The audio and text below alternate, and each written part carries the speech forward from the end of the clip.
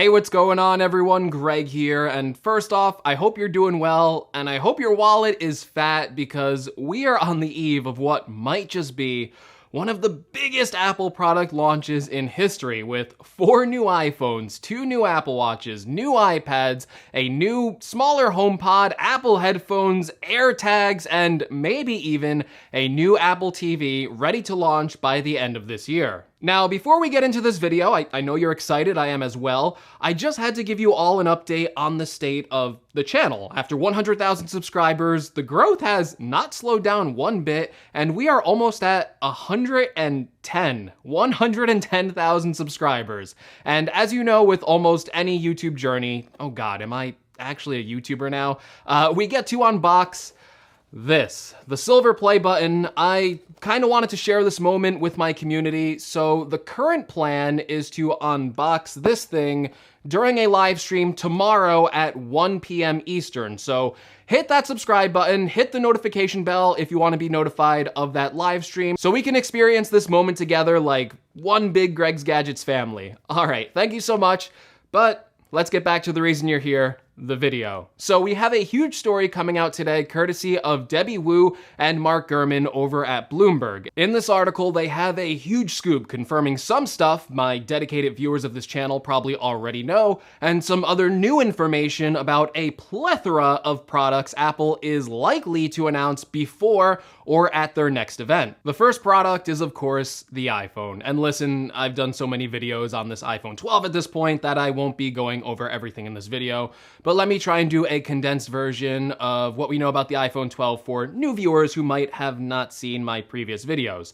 Gurman is saying that Apple is preparing 75 million iPhone units to sell for this new cycle, which, as this article puts it, is a bullish estimate that this will be a top seller even during an economic slowdown. A lot of analysts have predicted that this iPhone 12, under normal conditions, would be a super cycle upgrade year, not only because we are expecting a redesign with flatter edges similar to the new iPad Pro or the older design of the iPhone 4, but we are also getting new 5G cellular networking technology, and traditionally new cellular technology like 3G and 4G have made for top-selling iPhones for that year. It's unclear at this point, with most people kind of staying at home, if it will have the same effect, because if we're analyzing this based on history, new networking technology is usually a big push for consumers to adopt this new technology, not only because Apple will probably be pushing it hard, but because all of the wireless carriers will be running ads about their 5G networks as well, kind of making this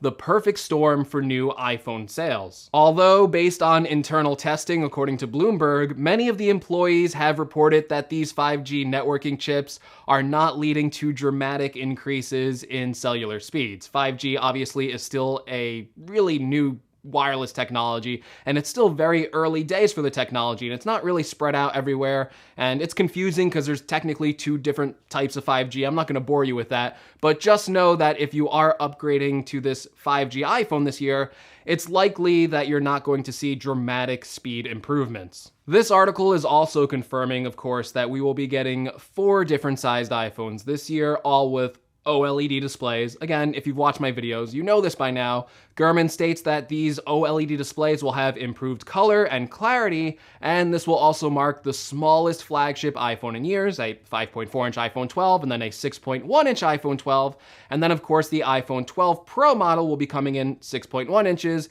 and a 6.7-inch size, which will be the biggest iPhone ever. Interestingly enough, we haven't heard too many details about the normal iPhone 12 display in terms of how it will look, or if it will even have significant downgrades when you compare it to the Pro model, but based on the wording in this report, it actually looks like all of the new iPhone 12 models will have pretty good displays. This also confirms that the normal models will still be using aluminum for the siding, while the Pro models will continue to use stainless steel, and the Bloomberg report confirms the long-held rumors that Apple will be replacing the midnight green color with a brand new dark blue color option for the Pro models. A blue color for the iPhone 12 Pro sounds like it would look really cool, and it was something a lot of people wanted the second they saw the midnight green option last year with the iPhone 11. Finally, Gurman is expecting that at least the 6.7-inch size of the iPhone 12 Pro Max will include the LiDAR scanner, the same one found on the 2020 iPad Pro. This goes against my line of thinking that both the 6.1-inch and 6.7-inch iPhone 12 Pro will have a LiDAR scanner, and I still think that both models will have it, but Gurman obviously has an excellent track record and inside information. However, he doesn't rule out the 6.1-inch not coming with a LiDAR scanner. He's just saying right now it's looking like it might only be on the 6.7-inch. The reason why I think both will come with the LiDAR scanner is because Apple really hasn't been separating features on these newer line of Pro phones. They've only really been just giving you a different screen size option. So I'm still hopeful that the 6.1-inch and 6.7-inch iPhone 12 Pro will both come with a LiDAR scanner. Of course, like I told you in previous videos, thanks of course to John Prosser's reporting, Gurman is collaborating that report that the regular iPhone 12 will ship before the Pro models sometime in October, with the Pro models then shipping after that, I'm guessing sometime in November, and again, that's what John Prosser is telling us, so that's probably likely what is going to happen. All right, enough iPhone news. Let's talk about some of these other products because there's a lot of them. So first off, Gurman is reporting that Apple is going to launch a new Apple Watch Series 6.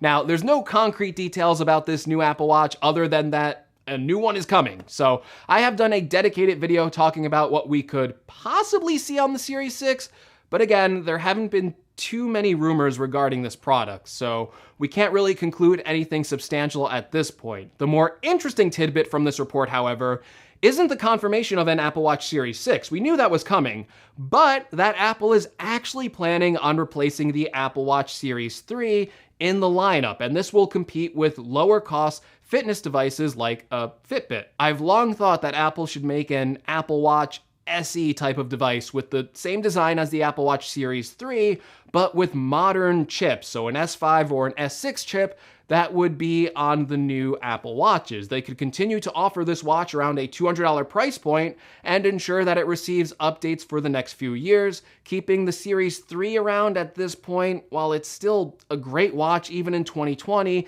it does mean that eventually the capabilities of that watch will start to dwindle, and it's already missing some cool features from watchOS 7. So if Apple can update that watch with new insides, it can make sure that it's ready to have cool new features like those found in watchOS 7 while still keeping the price down and keeping it competitive. So I'm really looking forward to this new lower cost Apple Watch model. Oh, but it's not over yet. With this report, we are also talking about a new 10.8-inch iPad Air that has been long rumored. This 10.8-inch iPad Air would have a very similar design to the 11-inch iPad Pro with slightly thicker bezels, but it would still have the flat sides, smart connector on the back, which means it could connect with the new Apple Magic Keyboard and have support for the Apple Pencil 2, and of course, have a USB-C port. We're still expecting this to have some downsides though when you compare it to the 11-inch iPad Pro, so we're currently expecting just 2 speakers, obviously worse cameras, maybe some lower starting storage, maybe sticking with just the A12 chip